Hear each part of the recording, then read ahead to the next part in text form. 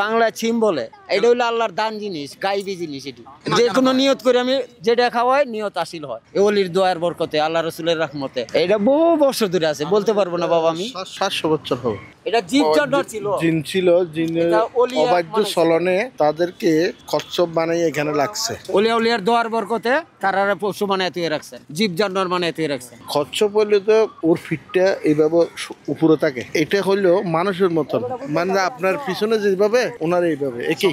এনে তো আছেন গারো টারো কুকি, হিন্দু উপজাতি, বহু জাত মানুষ ছিল এখানে। এই অলিরা রহমতে সব মুসলমান এখন আল্লাহ রসুলের নাম লয়, নামাজ টামাজ পড়ে, আড়াদারি মাছদাস হয়েছে, মসজিদ হয়েছে। এই এলাকায় এখন আল্লাহ রসুলের নামই বেশি। সিলেট আর চিটাগাঙে অলির আস্তানা। পুকুরে যেগুলো সাদারি মাদের আছে ওদের খাবার, কলা বন, ডিম মিষ্টি, এগুলো প্যাকেট, কলা বন এগুলো 20 টাকা প্যাকেট। পুকুরের সাধারণ মাদারি আছে, এগুলোর জন্য মানুষের মানত করে খাবার নেই। এখানে সাধারণত কলা পাউরুটি আছে, আবার মিষ্টি আছে, ডিম আছে। আমরা এখানে দিয়ে মানুষের কাছে বিক্রি করি, ওরা নিয়ে নিয়ত করে ওদেরকে খাওয়াই আর কি।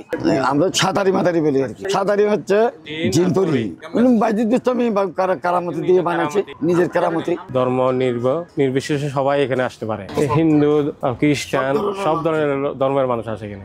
মানবসানে নিহত আসে, এবং কে কিভাবে মানত করে, কে কিভাবে ওর উদ্দেশ্য নিয়ে আসে একমাত্র বাইজিদ ইসলামী জানে, আর উনি জানে। এগুলো তো মনে করেন আমাদের জানার কথা না। বিভিন্ন ধর্মের মানে হিন্দু, বুদ্ধ, খ্রিস্টান, এখানে মানে যত ধর্মের মানুষ আছে, এমনকি দূর দূরান্ত থেকে, বিদেশ থেকে পর্যন্ত মানুষ আসে। এইভাবে মাজার জারাত করার জন্য আসছি, কচ্ছপ দেখার জন্য আসছি। এগুলোই কোনো মানত করে আমি আসিনি।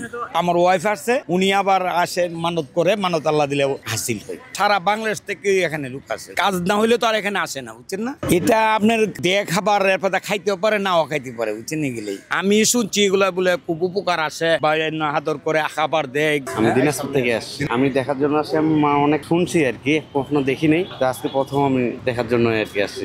আমারও আশা যে আমি একটু খাওয়াই দেখি। আমি দিনাজপুর থেকে আসছি আশা করে। মানত করতে আসছি, একটু দেখতে আসছি। এই এমনি মানত করতে আসছি যে ব্যারাম না থাকার জন্য শুদ্ধ ভাষাতে খাসিম বলে। এটা নিয়ত করছি, একটা আসবো, দেখবো, ওনাকে ডলে দেবো।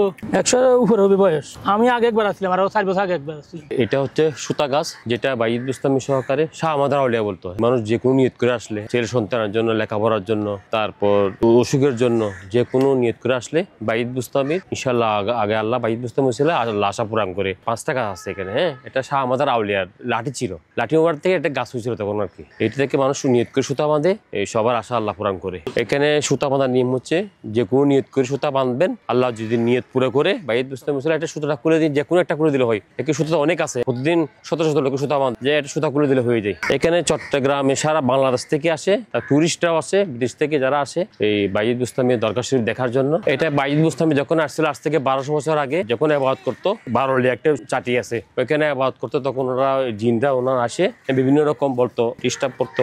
তখন উনি বলছে যে ওই জিনগুলো প্রশ্ন করছে, আপনি চলে গেলে আমরা কোথায় যাবো?